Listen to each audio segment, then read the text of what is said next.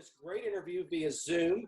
Joining us is Brian Kent. Brian is in Puerto Vallarta, and because of social distancing, we're having to keep our distance and do this by Zoom, but that's okay. And Brian is here to talk to us today about the Puerto Vallarta relief fund that has been set up for nightlife workers, and then also the virtual Pride event that he is helping to organize. It's one of two Pride events so far that have been organized. And you're a new resident of PV. I am, yes, very excited about it. And so this is, you have a whole background in event management and producing events, and so you wanted to bring your talents and see what you could do to help the people, right? Yeah, exactly. Yeah, I've been in the entertainment industry for a while, and I just decided that try to do something and give back to the community that I really adore and love a lot. So. And tell me about the event. So it's coming up, as I mentioned, on May 23rd, but you've got a lot of big names that are going to appear virtually, right? Yeah, it's May 23rd. It's being streamed live on YouTube and Facebook. Basically, I asked, everyone and anyone that I knew that had some affiliation with Puerto Vallarta, people that have performed here, people that I just know, and they were really great about jumping to their feet and, being willing to perform to raise some money for a really great cause. So tell me about some of the acts. Let's just talk about that for a minute. Well, I'm going to be hosting with Suddenly Seymour, who has a regular act down at the Palm Cabaret. She's amazing. And then we have people, everybody from Shangela will be there, and Brooklyn Heights and some of the drag people. Valentina, we have Kim Kuzma, who's a local favorite, Mama Tits, Effie Pissarro, David Hernandez, Hedda Lettuce, Kinsey Six, Mark Hartman, the list goes on and on. So I'm really excited about showcasing some really great talent and people that really want to give back, who make their livings here. And it'll be aired on Facebook and YouTube, right? Correct, yeah. Where will they be able to find it on Facebook? If you go to the website, our website that we set up, which is pvnrf.org, there's two links there for the show. You can also go to Facebook and the events on Facebook, and the links are there for both the YouTube stream and for Facebook stream. Okay, great. So that'd be relatively easy. So of course you're doing this in celebration of Pride and to support Pride, but the real reason you're doing it is to help the nightlife workers, because I guess since early April, the businesses there have been pretty well shut down, right? Yeah, it's been tough, and the people that are affected the most, obviously, a lot of these business owners are helping out by paying their salaries, but their salaries aren't enough to keep them alive. I mean, these are people that literally live off of their tips. And so, we decided that we would try to help those people. A lot of the bartenders and the servers, there's not a lot they can do. They can't, they can't go on YouTube and do a live stream performance like a lot of performers can do. So we just thought it'd be great to be able to give back and do something for a lot of them.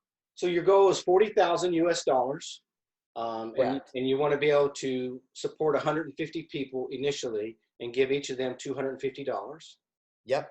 That's our goal. We thought that, obviously you want to be able to raise enough money that makes a difference. And we thought that $250 would be a nice start. And in order to give 150 people that, we had to reach around $40,000. So that's where our goal is. And we'll continue, if we surpass that goal, we'll still give the $250, and then we'll be able to help other organizations. This was kind of just our first wave. And as we continue, and as the fund continues, which we're going to keep going even after the May 23rd event, we'll be able to help hopefully other people as long as that fund continues to raise money. And how will they be able to donate? Is that through GoFund, or you have some donation site set up? It's called Go Get Me Funding. It's just like GoFundMe. And if you go to the website, the pvnrf.org website, there's a donate button there, the Facebook page. But if you go through the website, there's a donate button, and it'll bring you to that site where you'll be able to donate. We've also been generously gifted some different prizes by bars to help incentivize people to win rewards in terms of stays at hotels or bottle service or anything, apparel, anything that the bars that are the beneficiaries could offer up. We were able to do that. So you can go there and donate.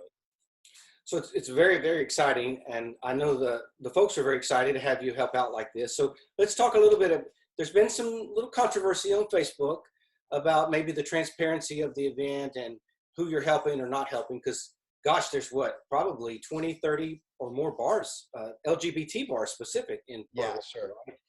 And so it's hard to help all of them. So let's just talk about how you came to that decision. And Yeah, well, I mean, I approached JP Salas, who's a friend of mine and is also well known in the community here. He's a local, to kind of help me create that list, and we reached out to as many venues as we could. Obviously, with the COVID-19 pandemic, a lot of them are closed. Most of them are closed. Actually, all of them are closed. So it's very difficult. You can't just walk in and find them. So we're relying on emails or people that knew them. And so it was kind of like word of mouthy.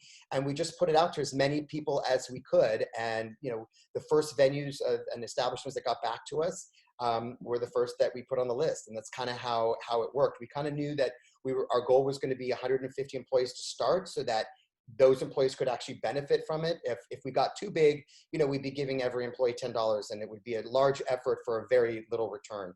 So we capped it at 150 for this first one, and we kind of just let the first 150 roll in. And as they came in, we went ahead and added them to our list. We actually didn't have to turn anybody away. The people that actually responded to us amounted to just about 150 people. So it kind of worked out.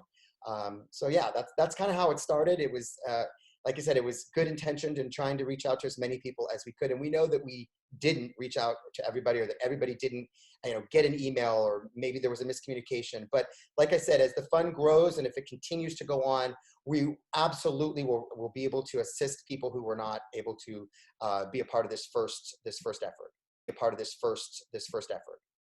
and you were approached by the organizers of Pride after you had announced it and started, you know, looking for support, I guess, right, to make this an official Pride event. Correct. You know, actually, my original intention wasn't about making this an official Pride event at all. It was just something that I wanted to do. And when things started rolling, and you know, people started hearing about it, the word got around. The organizers of Pride approached me and said, you know, hey, why don't we make this part of Pride, because we don't have an event this year. We had to cancel because of the pandemic. So we'd love to have your event be something that we can kind of say that this is what Pride is endorsing and doing for Pride. And so I of course was happy to get the endorsement. I felt that it just meant that all those people that support Pride or hear about Pride will be, you know, more apt to show up and be able to donate, to give to those people. I mean, at the end of the day, what we're looking at here is 150 people benefiting who need help. And then there's another virtual Pride Week that's going to happen that a group of people have set up, and they've invited all kinds of businesses to help out and to seek donations too. So people that miss your event will have another opportunity. Absolutely. The virtual Pride event that's organized by a bunch of volunteers who are stepping up to do something great for a whole week long, which is a huge endeavor. So I don't envy them, because I know how much work went into this one day with all of this. So it's you know, it's a lot of work and time. So I absolutely think that's great. And you know, there's more than enough to go around, and more people right now are so desperate to just be involved and do something exciting and be a part of something that I don't think you can really get too much of anything. And you'll definitely get that. I think that event is more focused on the actual facilities themselves, the venues, where you'll see each venue be able to do different things, whereas we're more about putting on a show and raising money. It's slightly different, but the same. Our cause is the same, and I think it's great. Well, there's plenty of Pride to go around for everybody, I think. So for sure, all of the events are very exciting.